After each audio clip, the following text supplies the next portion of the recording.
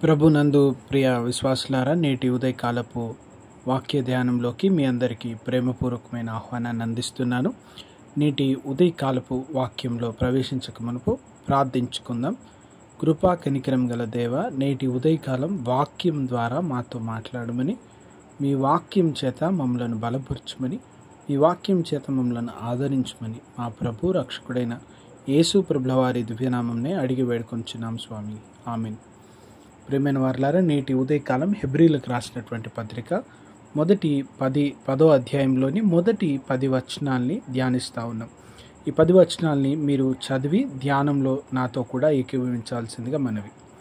హెబ్రీలకు రాసినటువంటి పత్రిక అంతా కూడా యేసు ప్రభుల వారు ఇశ్రాయేలీలు యూదుల్లో యూదునిగా జన్మించి యూదులకు ఆయన తీసుకొచ్చినటువంటి ఈ నూతన సందేశం ఏంటి, యూదులకు యేసు ప్రభుల వారు ఏమవుతారు, ఏ రీతిగా ఈ నూతన విశ్వాసము, ఈ నూతన విధానము, ఈ మార్గము గురించినటువంటి ప్రస్తావన.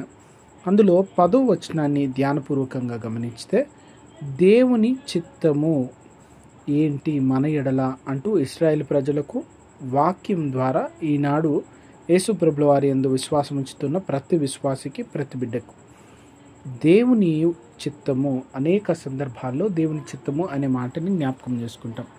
అది ఉద్యోగ విషయంలో, ఒకవేళ మేలుకి, కీడుకి, మరణము, సంతోషము, అనేక విషయాల్లో ఇది దేవుని చిత్తము అని మనం మాట్లాడుతూ ఉన్నాం.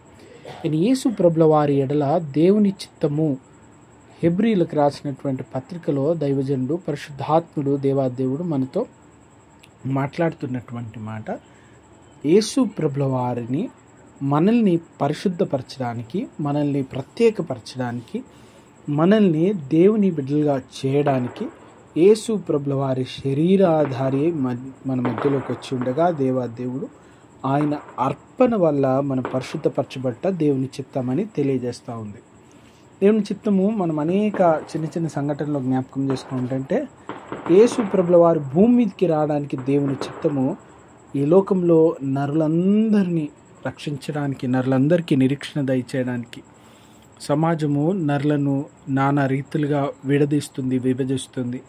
ధనికులని, పేదవారని, ఉన్నత కులస్తులని, తక్కువ వారని, ధనం ఉన్నవారని, ధనం లేనటువంటి వారని, బలం ఉన్నవారు, బలం లేనివారు, రాజకీయ పలుకుబడి ఉన్నవారు, ఏమీ లేనటువంటి వారు, తక్కువ స్థాయిలో ఉన్నటువంటి వారిని ఎవరు ఇష్టపడరు, తక్కువ స్థాయిలో ఉన్న వారిని ఎవరు అభిమానించరు, తక్కువలో ఉన్న ఏది కూడా అవతల వారికి ఇష్టంగా ఉండదు. మన వల్ల మేలు లాభం జరుగుతుందంటే అందరూ ప్రేమిస్తారు. మన వల్ల ఏమీ జరగనప్పుడు అందరూ చాలా చిన్న చూపు, తక్కువ చూపుతో చూసేటువంటి సమాజంలో మనం ఉన్నాం. ఇటువంటి సమాజంలో ప్రతి ఒక్కరిని ప్రేమించే దేవుడు, ప్రతి ఒక్కరిని అక్కని చేర్చుకునే దేవుడు, కన్నీరు కష్టంలో ఉన్న వారిని ఆదుకునేటువంటి దేవుడు, ఇశ్రాయేలు మూల్గులను విన్న దేవుడు.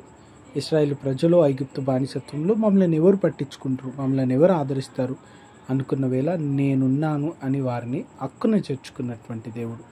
ప్రతి ఒక్కరూ, సమాజము వెలివేసిన వారు, దూరపరిచిన వారు, నీచంగా చూస్తున్నవారు, తక్కువగా చూస్తున్నవారు, ఇష్టపడినటువంటి వారు, ఎన్నెన్నో విధాలుగా సమాజం బాధ పెడుతున్న ప్రతి ఒక్కరిని ప్రేమించే దేవుడు.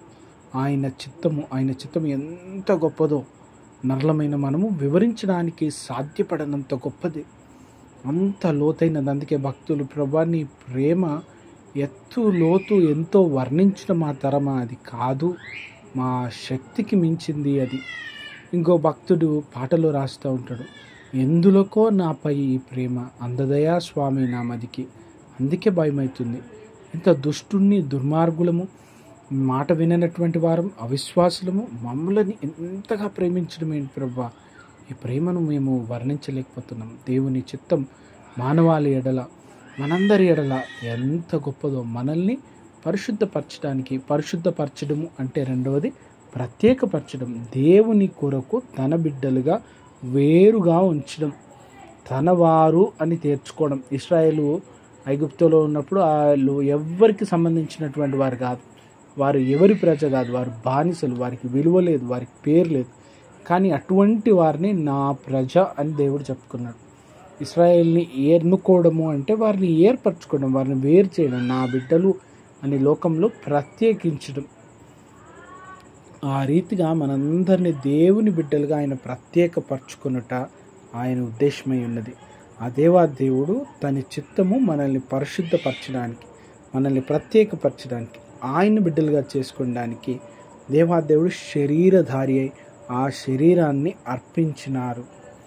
ఆయన మానవ రూపమెత్తి మానవులు పడేటువంటి అన్ని బాధలను, శ్రమలను భరించినారు. జంతువులు ఆ బలులన్నీ చాలా తాత్కాలికమైనటువంటివి అని మనం జ్ఞాపకం చేసుకున్నాం. నిత్యమైనటువంటి నూతన నిబంధనని ఏర్పరచడానికి తన ప్రాణమును, తన శరీరమును సిలువలో అర్పించినారు. అర్పణ వల్ల తన బిడ్డలుగా మనల్ని చేర్చుకున్నారు. ఆ దేవుడు తన బిడ్డలుగా మనల్ని చేర్చుకున్న ప్రేమను జ్ఞాపకం చేసుకుంటూ ఆయనకు ఇష్టలుగా జీవించేటువంటి కృప దేవుడు మనకు కలుగజేయనుగాక. ప్రార్థించుకుందాం. మహోన్నతుడ, నేటి వాక్యం విన్న ప్రతి బిడ్డను మీరు దీవించి దర్శించి వారి అవసరతలు, అక్కర్లు తీర్చమని, మేళ్లతో దీవెనలతో తృప్తిపరచమని, అనుదిన జీవితంలో ప్రతి అక్కర తీర్చమని యేసు ప్రభుల వారి దివ్యనామంని అడిగి వేడుకొంచున్నాం మా తండ్రి. Amen. Good morning. God bless you all. May God continue to be with each one of you, guide you and bless you. మీ అందరికీ దేవుని దీవెనలు, మేలు కలుగునుగాక. ఆమెన్.